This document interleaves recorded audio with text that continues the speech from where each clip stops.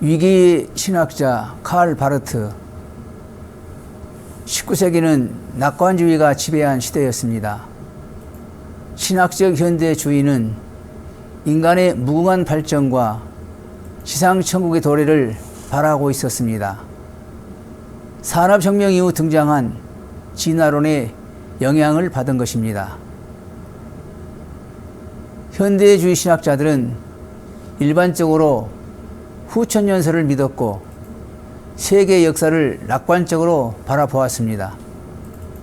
사람들은 인간 자신의 무한한 가능성에 매혹되고 초자연적 하나님을 찾는 대신 지상에 이루어질 낙원을 사모했습니다.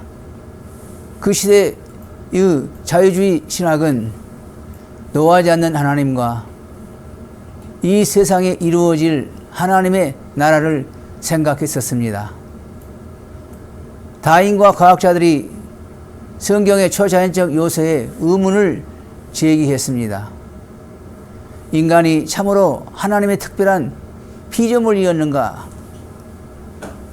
이적이 실제로 일어날 수 있는가? 우리 인간이 자연을 다스릴 수 있다면 하나님을 필요로 할 이유가 있는가? 그런데 1914년에 제1차 세계대전이 일어났습니다. 혼란 속의 역사적 낙관론에 대한 의문이 제기되며 신학적 자유주의 낙관 사상이 공격을 받게 되었습니다. 이때 자유주의 신학에 대한 심각한 충격을 받은 이들 중에 한 분이 칼 바르트 목사였습니다. 1909년 스위스 개혁교회 목사가 된 그는 역사의 미래에 대한 낙관적 견해를 가지고 설교를 해왔습니다.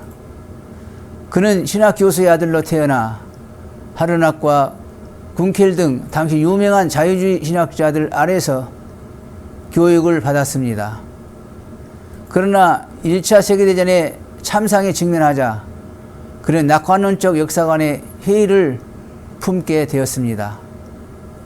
그는 하나님으로부터 독립을 원하는 인간의 욕망을 죄로 보게 되었습니다. 그가 설교해온 자유주의적 메시지는 전쟁으로 위험했던 그 시기에 누구에게도 위로와 만족을 주지 못했습니다.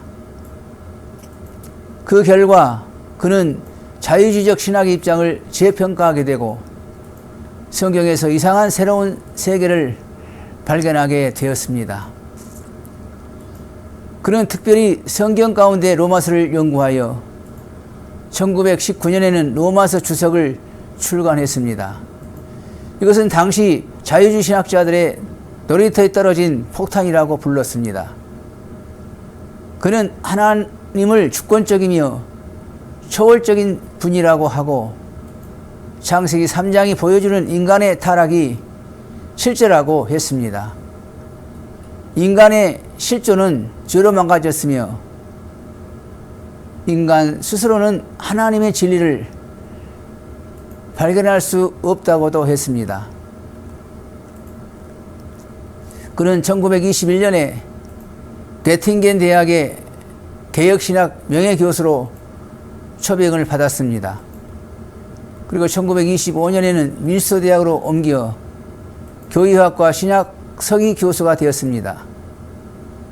1930년에 본 대학의 교회학 교수가 된 그는 교회학을 집필하기 시작하여 총 7,000여 페이지에 달하는 12권의 대작을 내놓았습니다. 1933년 히틀러가 정권을 장악했을 때 그는 니몰로와 함께 나치를 찬성하는 독일 기독교인들에 반대하는 독일 고백교회를 조직했습니다.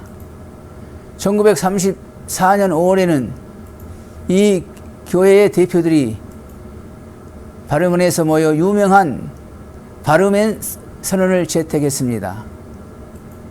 이것은 모든 사신숭배적인 정치적 이념에 대항하여 하나님의 말씀의 주권을 확실히 밝힌 것이었습니다. 이것은 실제로 바르트의 작품이었습니다. 1934년 히틀러에 대한 무조건적인 충성을 맹세하는 서약을 거부한 그는 본의 교수직을 박탈당하고 다음 해에는 독일로부터 추방을 당하였습니다. 그러나 그는 바젤에서 교수직을 얻어 1962년 은퇴할 때까지 지내다가 1968년에 세상을 떠났습니다. 어떤 이들은 그를 어거스틴, 아퀴나스 혹은 루터나 칼빈 같은 위대한 신학자들의 반열에 포함될 수 있는 위대한 신학자로 평가합니다. 그가 개신교에 속한 위대한 신학자임에는 틀림없습니다. 그러나 그의 위대성에도 불구하고 바르트는 성경의 완전 영감을 믿지 않았습니다. 그리고 기록된 성경을 하나님의 말씀으로 그대로 받은 전통적 개혁주의 신학자도 아니었습니다. 그의 신학 이념은 신정통의 터가 되었습니다. 그의 신학은 성경 연구, 죄, 하나님의 주권에 대한 신중한 태도에 있어서 반자유적이었습니다. 그러나 성경 역사성, 특히 구약 역사성에 있어서 이중적 태도를 취하고 있습니다. 성경에 나오는 대부분의 가르침은 수용하지만 성경에 있는 모든 사건이 시공간의 역사 속에서 일어난다고 믿지 않습니다. 에밀 브루너, 라인홀드 니버, 리처드 니버, 고가르텐 등이 바르트와 같은 신학적 입장을 가졌습니다. 신정통은 겉으로 보기에 어렵고 모순되어 보이는 진리에 관해서는 신앙의 비약을 통해 균형을 찾으려 합니다. 이 때문에 이 신학을 위기신학이라고도 불려왔습니다. 또 그가 말한 거룩한 하나님과 죄인 창조자와 피조물, 은혜와 심판, 하나님의 긍정과 부정 간의 깊은 대비로 인해 그의 신학은 변증법적 신학이라고도 불립니다. 두 번의 큰 전쟁을 겪은 세계에서 바르트 사상이 방황하는 교회로 하여금 죄와 하나님의 주권에 대한 명제로 돌아오게 하는데 상당한 역할을 하게 된 것은 사실입니다. 그러나 그의 신학이 계시된 언약의 말씀을 단순하게 믿고 받아들이는 칼빈의 선명한 개혁주의 노선을 따르지 않았습니다.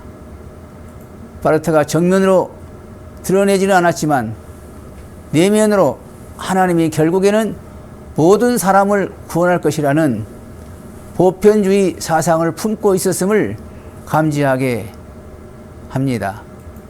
그러나 바르트 신학은 자유주의와 정통주의 경계에서 본질적으로는 자유주의의 뿌리를 두고 그 한계를 벗어나지 못했습니다. 고전적 개혁주의 언어를 사용하는 것만으로 참된 개혁주의자 신학자가 되는 것은 아닙니다.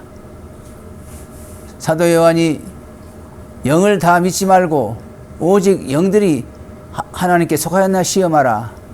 많은 거짓 선지자가 세상에 나왔음이라는 말씀은 요한일서 4장 1절 말씀, 어느 때나 주의 깊게 들어야 할 경고입니다.